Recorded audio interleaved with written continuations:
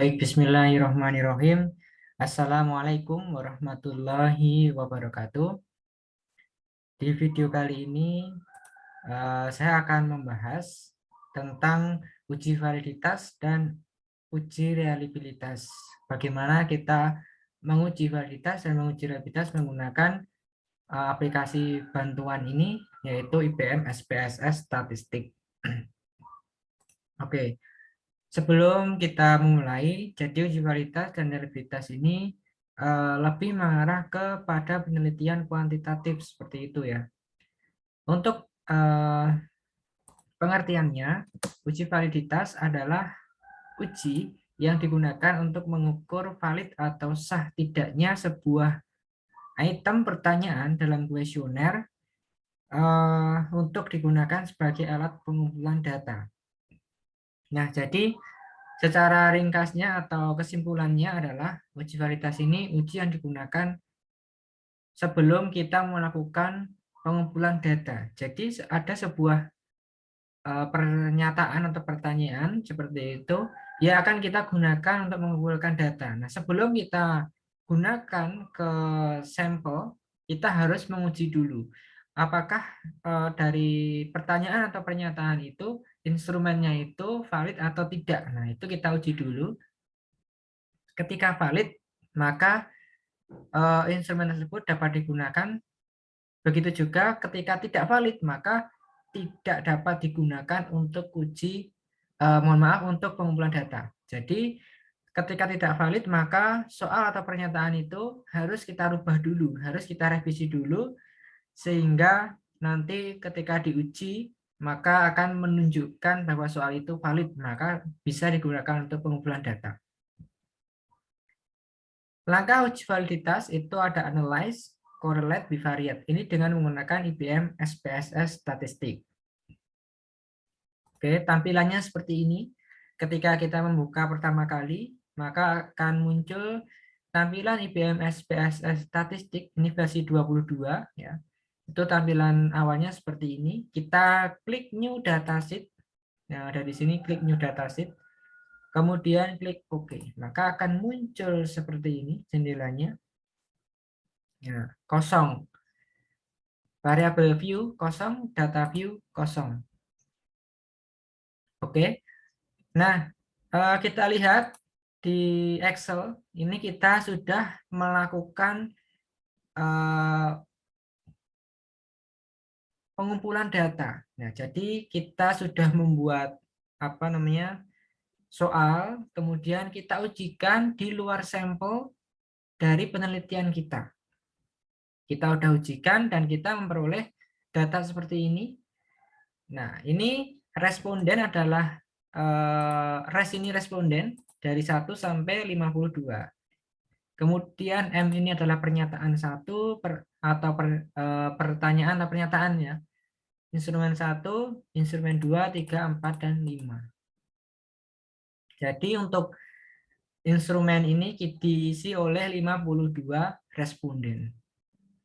Dan yang terakhir adalah jumlah. Untuk jumlah kita isikan sama dengan sum kurung buka dari M1 sampai M5. Kurung tutup enter. Nah, seperti ini. Kita jumlahkan sampai bawah, tarik sampai bawah. Sampai 52. Oke, seperti ini. Ketika sudah semuanya dijumlahkan, jangan lupa klik save dulu. Oke, klik save. Nah, kemudian kita nyimpannya di sini di data tabulasi marketing lampiran 1. Kemudian sheet-nya sheet 1. Kita balik ke jendela IBM SPSS.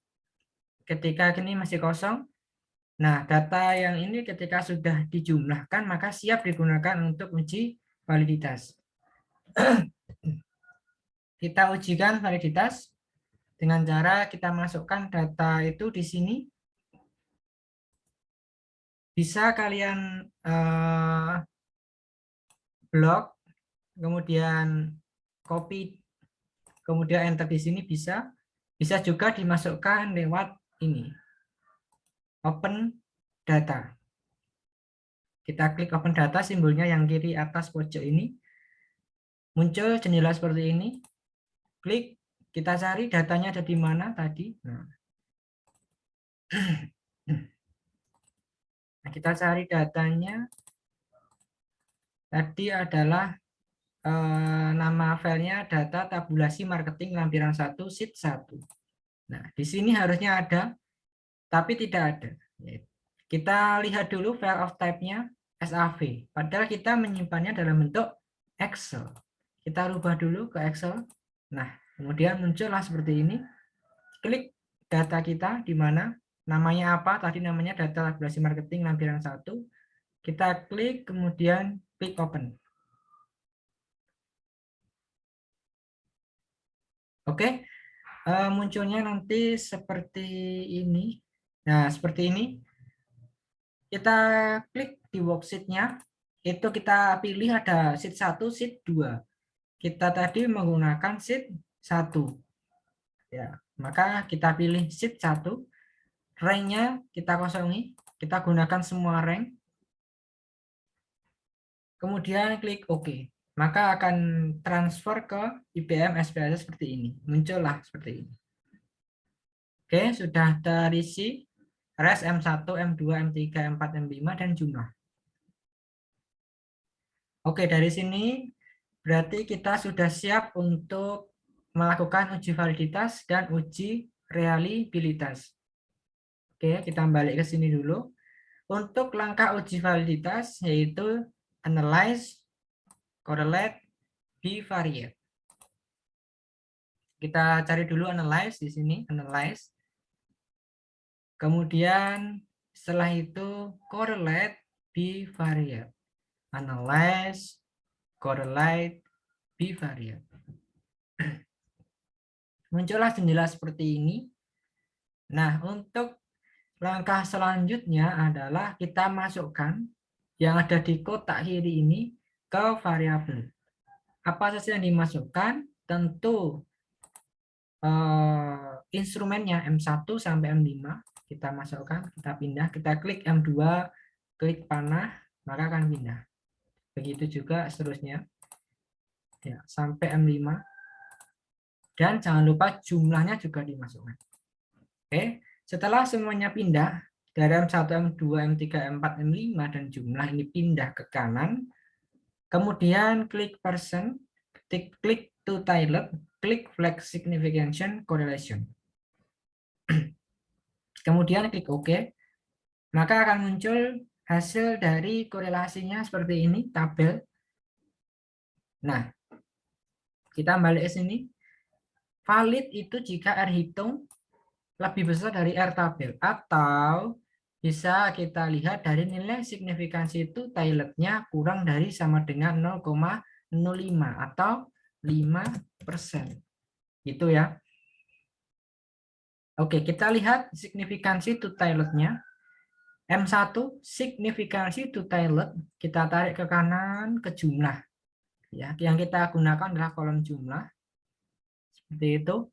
Kita lihat signifikansi to tiled-nya itu adalah 0,000. Artinya 0,00 itu adalah kurang dari 5% atau 0,05. Maka sudah bisa kita tentukan bahwa M1 itu valid. Kenapa valid? Karena nilai signifikansi itu tiled yang ada di tabel ini kurang dari 0,05. Ya, 0,05. Kemudian M2 itu signifikansi to tiled-nya 0,7, maka sudah bisa kita tentukan juga M2 bagaimana 0,7 dengan 0,05 lebih besar dari 0,05, artinya tidak valid. Tidak valid. Mengapa tidak valid? Karena nilai signifikansi itu tiled-nya lebih dari 0,05. Ini adalah 0,7. Itu lebih besar dari 0,05. Maka tidak valid. M3 nilai signifikansi itu tiled-nya 0,00. Sudah bisa kita tentukan M3 valid seperti M1 ya 0,00. Kemudian M4 juga sama 0,00 berarti M4 valid. Kemudian M5 0,00 berarti juga M5 valid. Oke. Sudah bisa kita tentukan kesimpulannya. Untuk uji validitas dari instrumen M1 sampai M5 ini, untuk M1-nya valid, M2-nya tidak valid, M3-nya valid, M4-nya valid, M5-nya valid. Dengan begitu, maka M2 ini, M2 itu harus dilakukan revisi. Ya, harus dilakukan revisi. Harus dilakukan revisi untuk M2. Maka ketika tidak direvisi, maka ini tidak bisa digunakan untuk M2 ini. Hanya M1, M3, M4, dan M5 yang bisa digunakan untuk pengumpulan data.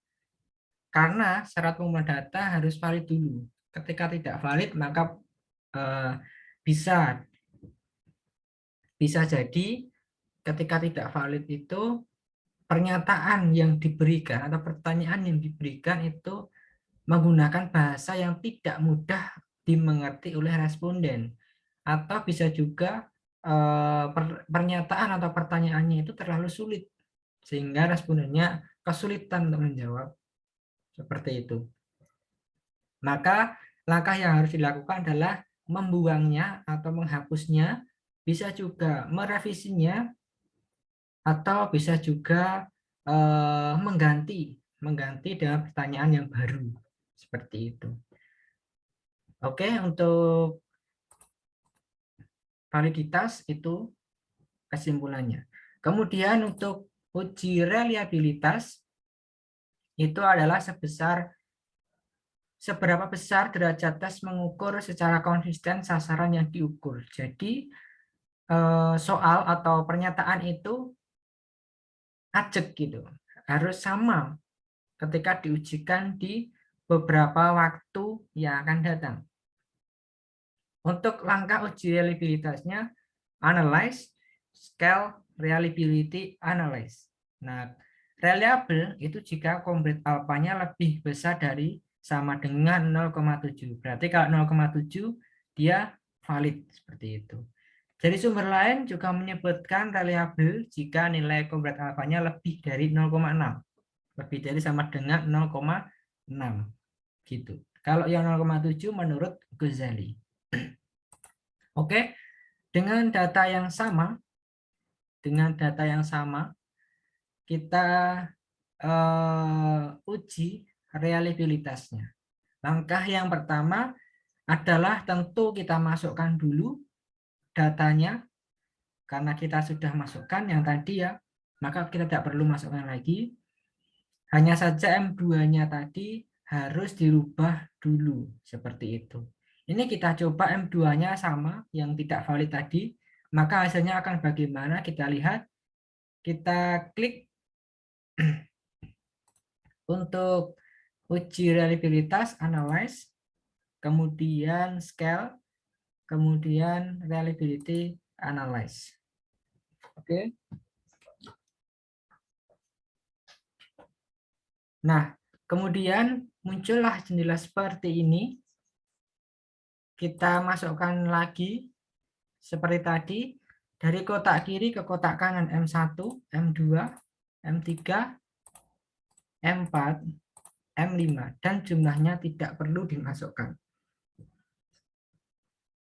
Nah, kemudian klik statistik, centang pada item, scale if item delete, dan correlation. Kemudian klik continue, kemudian klik OK. Maka akan muncul hasil dari reliability-nya seperti ini. Ada beberapa tabel. Namun yang kita gunakan tabelnya adalah yang complete alpha, yang ini. Reliability statistik judulnya. Nah, di complete alpha ini dia menunjukkan 0,659. Nah, ini ada titik ya, di kirinya titik itu ada angka 0. Jadi ini bacanya 0,659. Ini ada titik berarti 0,558. Kalau ini tidak ada titik berarti ini angka 5. Seperti itu. Oke, kita balik ke sini. Reliable itu jika kompleks alfanya lebih besar dari sama dengan 0,7 atau 0,6 menurut sumber lain. Oke, kita lihat di sini. Dia kompleks alfanya 0,659. Nah, untuk kesimpulannya yaitu menurut sumber lain dia valid, begitu ya. Kenapa valid? Karena menurut sumber lain itu 0, reliable jika dia kurang dari 0,06. Mohon maaf, dia lebih dari 0,06 menurut sumber lain. Kalau menurut Ghazali itu dia tidak valid. Mengapa tidak valid? Karena menurut Ghazali kompleks reliable jika kompleks alfanya itu lebih dari 0,7. Begitu.